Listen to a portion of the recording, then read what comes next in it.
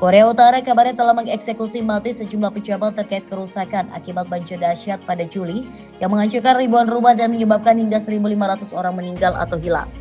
Kantor berita Korea Selatan Yonhap melaporkan bahwa Badan Intelijen Nasional Korea Selatan mengatakan mereka memantau dengan seksama tanda-tanda bahwa rezim tersebut telah melaksanakan eksekusi setelah pemimpin Korea Utara, Kim Jong-un, mengatakan dalam rapat darurat Politbiro partai yang berkuasa bahwa ia akan menghukum dengan tegas mereka yang bertanggung jawab atas kerusakan tersebut. Hujan lebat dan banjir melanda Provinsi Utara Jagang dan Pyeonggan Utara pada bulan Juli, menghancurkan ribuan hektar lahan pertanian dan membuat ribuan orang mengungsi.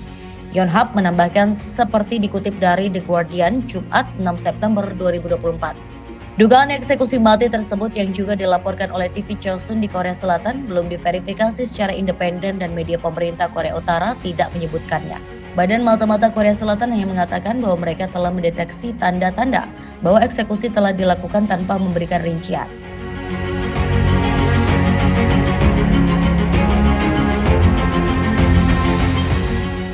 Pejabat yang dieksekusi kemudian termasuk Kang Pong-hun yang sebelumnya menjabat sebagai Sekretaris Kepala Komite Provinsi Jagang dari partai yang berkuasa. Kang Pong-hun dan pejabat senior lainnya termasuk Menteri Keamanan Publik saat ini, Ri Tae-sop, diberhentikan selama pertemuan Politbiro pada akhir Juli, menurut Korean Central News Agency atau KCNA yang dikelola pemerintah. Sebelumnya Kim Jong-un terlihat berada di atas perahu karet yang ikut serta dalam upaya bantuan banjir Korea Utara di Sinuiji dan Uijeongcheon di Provinsi Pyeonggan Utara, dengan media pemerintah mengklaim bahwa ia telah mengawasi operasi penyelamatan sekitar 5.000 orang yang terjebak menggunakan helikopter militer. Seorang penduduk mengatakan kepada Radio Free Asia bahwa orang-orang dan di sekitar sebagian provinsi Ryanggang berada dalam situasi yang mengancam jiwa akibat banjir. Korea Utara diketahui sangat rentan terhadap bencana alam karena infrastrukturnya yang lemah dan penolakan terhadap bantuan internasional. Korea Utara juga sangat rentan terhadap banjir. Hujan badai pada musim panas 2012 menewaskan sekitar 169 orang. Sementara serangkaian banjir dan kekeringan menjadi salah satu penyebab kelaparan yang menewaskan ratusan ribu orang antara tahun 1994 dan 1998. Pada tahun 2016, Lembaga Bantuan Internasional meminta dana jutaan dolar untuk upaya bantuan darurat di Korea Utara setelah banjir yang dipicu topan di wilayah timur laut yang terpencil di negara itu menyebabkan 70.000 orang kehilangan tempat tinggal dan 600.000 lainnya membutuhkan bantuan kemanusiaan termasuk puluhan ribu anak-anak. Pemimpin yang dianggap Tuhan di negaranya, dia adalah Kim Jong-un. Kim Jong-un lahir pada 8 Januari 1984 di Pyongyang, Korea Utara. Kim Jong-un adalah pemimpin tertinggi Korea Utara sejak tahun 2011.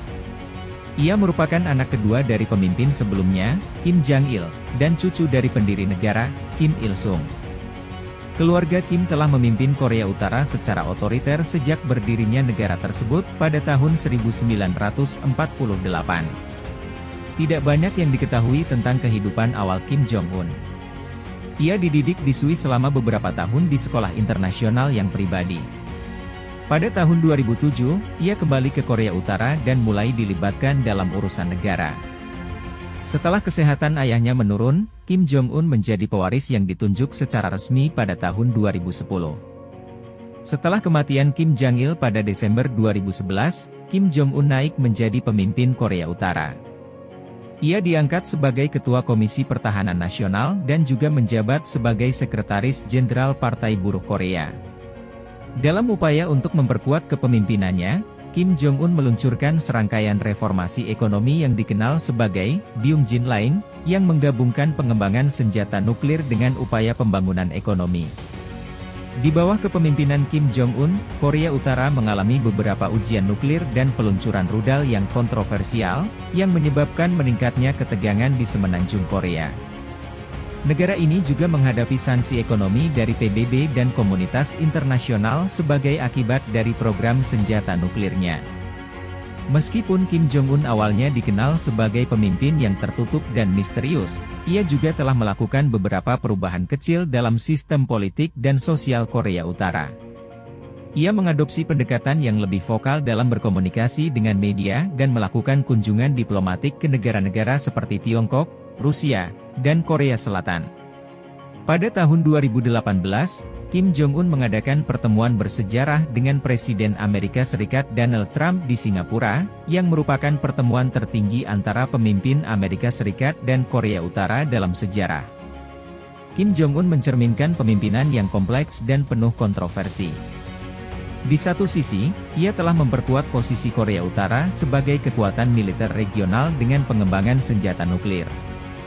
Di sisi lain, negara ini masih dihadapkan pada masalah serius seperti pelanggaran hak asasi manusia dan keterbatasan akses masyarakat umum terhadap informasi. Kim Jong-un tetap menjadi sosok yang misterius bagi banyak orang di luar Korea Utara, dan masih banyak yang harus diungkapkan tentang kehidupannya dan masa depan negara tersebut.